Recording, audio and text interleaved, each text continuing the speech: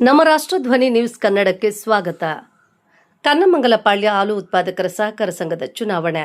ಸಂಘದ ರೈತ ಸದಸ್ಯರಿಗೆ ಸದುಪಯೋಗವಾಗುವಂತಹ ಕೆಲಸಗಳಾಗಲಿ. ಸೋಮಶೇಖರ್.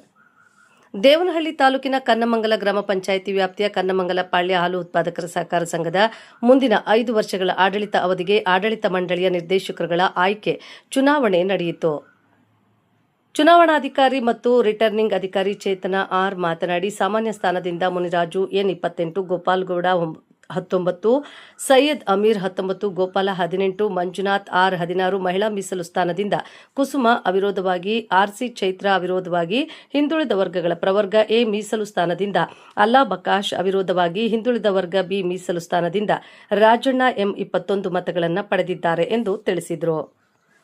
ಕನ್ನಮಂಗಲ ಗ್ರಾಮ ಪಂಚಾಯಿತಿ ಸದಸ್ಯ ಸೋಮಶೇಖರ್ ಮಾತನಾಡಿ, ಹಾಲು ಉತ್ಪಾದಕರ ಸಂಘದ ನಿರ್ದೇಶಕರಾಗಿ ಬಹುಮತಗಳನ್ನು ಪಡೆದು ಆಯ್ಕೆಯಾಗಿರುವ ಸಾಮಾನ್ಯ ಮೀಸಲು ಸ್ಥಾನದಿಂದ ಮಂಜುನಾಥ್ ಆರ್ 16 ಮತಗಳನ್ನು ಪಡೆಯುವುದರ ಮೂಲಕ ಆಯ್ಕೆಯಾಗಿದ್ದು ಅವರಿಗೆ ಅಭಿನಂದನೆಗಳು ಮತ್ತು ದೊರೆತಿರುವ ಜವಾಬ್ದಾರಿಯನ್ನು ಅಚ್ಚುಕಟ್ಟಾಗಿ ನಿರ್ವಹಿಸಿಕೊಂಡು ಸಂಘದ ಪ್ರತಿಯೊಬ್ಬ ರೈತ ಸದಸ್ಯರಿಗೆ ಸದುಪಯೋಗವಾಗುವಂತಹ ಕೆಲಸಗಳಾಗಲಿ ಎಂದರು.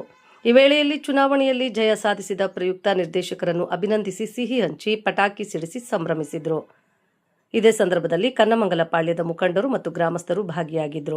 ವರದಿ ಮಂಜುನಾಥ್, ಡಿಎಂ, ದೇವನಹಳ್ಳಿ. ಕ್ಷಣ ಕ್ಷಣ ಸುದ್ದಿಗಾಗಿ ವೀಕ್ಷಿಸಿ ನಮ್ಮ ರಾಷ್ಟ್ರಧ್ವನಿ ನ್ಯೂಸ್ ಕನ್ನಡ.